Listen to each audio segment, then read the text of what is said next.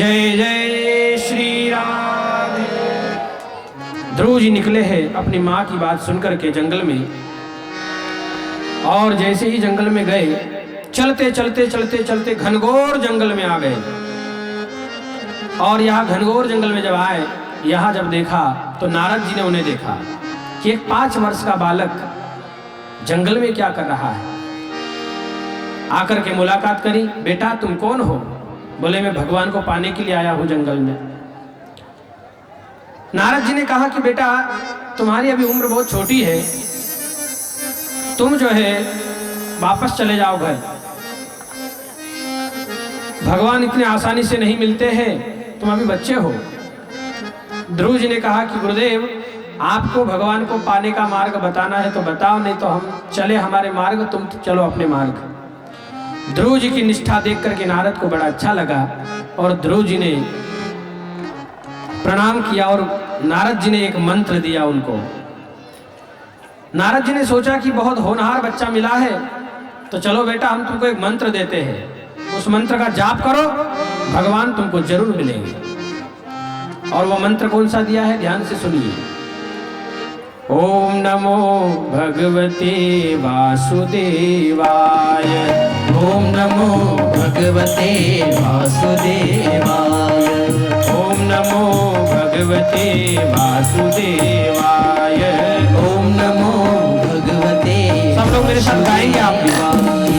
वासुदेवाय मेरो नंद नंदराय, वासुदेवाय मेरो नंद नंदराय, वासुदेवाय मेरो नंद नंदराय, वासुदेवाय मेरो नंद नंदराय। ओम नमो भगवते वासुदेवाय, ओम नमो भगवते वासुदेवाय। यह मंत्र दिया कान में और कहा बेटा ध्रुव इस मंत्र का जो है जाप तुम करना।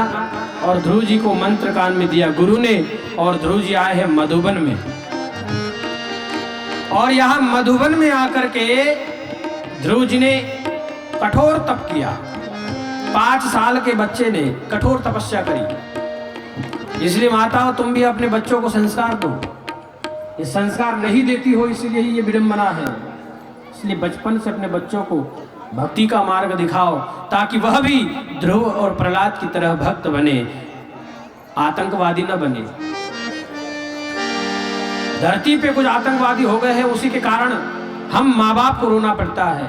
इसलिए अपने बच्चों को धर्म की शिक्षा दीजिए ताकि रोना ना पड़े हमको। ध्रुव जी ने कठोर तप किया।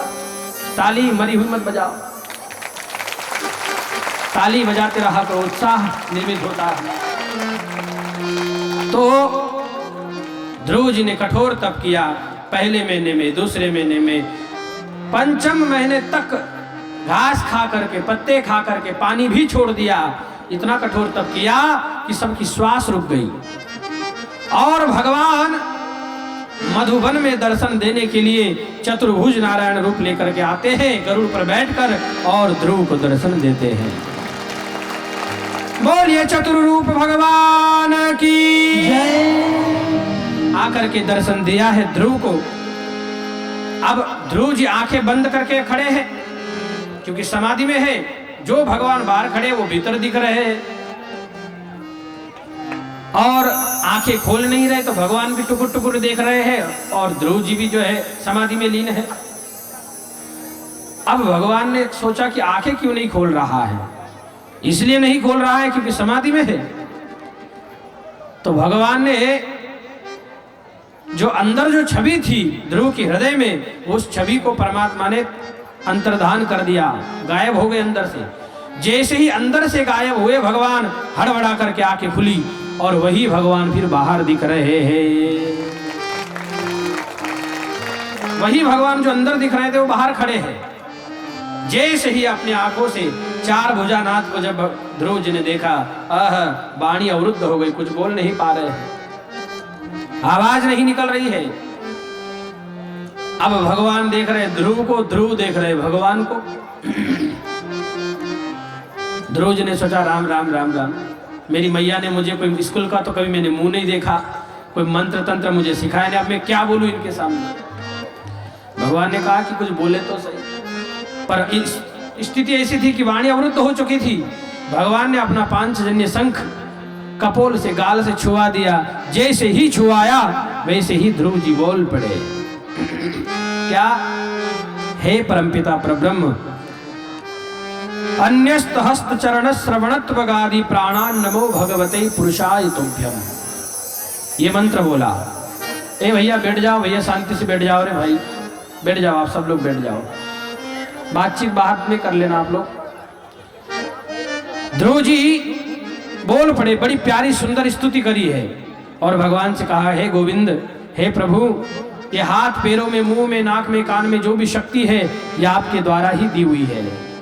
जब तक आप नहीं कृपा करेंगे ना हाथ काम करेगा ना पैर काम करेगा, इसलिए सब आपकी ही शक्ति है प्रभु। हे गोविंद, आपने मुझ पर कृपा करी। भगवान ने कहा कि ध्रुव मांगो, तुम्हें क्या चाहिए? ध्रुव ने कहा कि अब क्या मांगना है, जब आपके दर्शन हो गए तो अब क्या मांगू आपसे मैं, कुछ मांगना बाकी नहीं रहता। फिर भी मांगो कुछ। जब भी भगवान हमें भी कुछ ना कुछ देते हैं, हम तो कुछ भी मांगना चालू कर देते हैं, लेकिन ध्रुव जी के मन में जरा सी भी कामना नहीं है। फिर भी भगवान ने उनको कह दिया कि जाओ, 36,000 वर्ष तक अपने पिता के गद्दी पर राज करोगे, ये हमारा वरदान है। कितने हजार वर्ष तक? 36,000 वर्ष तक तुम जो है राज करोगे अपने पिता की गादी पर, और उसके बाद फिर हमारे ध्रुव तारे में चमकोगे, ध्रुव लोक में आकर के। ये हमारा आशीर्वाद है। ध्रुव को आशीर्वाद भगवान ने दिया। ध्रुव जी जो है वापस अपने घर वापस आए। बाद में ऐसी कथा है कि उनके पिता उत्तानपाद उनको लेने के लिए आए। देख लो, भगवान की अगर कृपा हो जाए तो प्यारे लंगड़ा भी पहाड़ चढ़ता है, अंधा भी देखने लग जाता है, असंभव संभव हो जाता है। इसलिए हरि कृपा, हरि करे सो खरी, भगवान जो करे वही सब कुछ हो सकता है। इसलिए जा पर कृपा राम की होई, जा पर कृपा राम की होई, ता पर कृपा करे सब होई, ता पर कृपा करे सब होई, जा पर कृपा राम की होई, हो जा पर कृपा राम की होई, ता पर करे कृपा सब कोई, हो ता पर करे कृपा सब कोई। श्री राम जय राम जय जय राम, हो श्री राम जय राम जय जय राम, श्री राम जय राम जय जय राम, श्री राम जय राम जय जय राम। इसलिए भगवान की कृपा पर भरोसा करो, अपने अभिमान में मत रहो। अभिमान गल जाता है प्यारे, छूट जाएगा तुम्हारा अभिमान। इसलिए किसी भी बात पर अभिमान मत करो, झगड़ा मत करो, झंझट मत करो, केवल भगवान को महसूस करो, बस, अतिरिक्त कुछ भी नहीं। ध्रुव जी पर कृपा हुई तो 36,000 वर्ष तक कृपा हुई। सोचिए कितना बड़ा आशीर्वाद दिया भगवान ने। यही तो मैं आप लोगों से कहना चाहता हूं कि ये जो हम संसार में जो छोटी छोटी बातों के लिए झगड़ते रहते हैं, लड़ते रहते हैं, ये हमारी अज्ञानता है, झूठा पसारा है। इसलिए व्यक्ति को ज्ञान का सहारा लेकर के अपने जीवन का उद्धार करना चाहिए।